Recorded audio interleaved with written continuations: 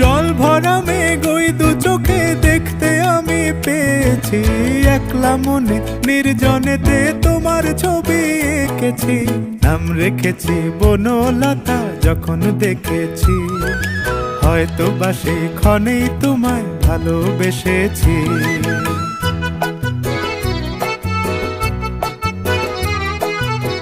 বনলতা কথা হয়ো না গো কুণ্ঠিতা, বনলতা কথা হয়ো না গো কুণ্ঠিতা।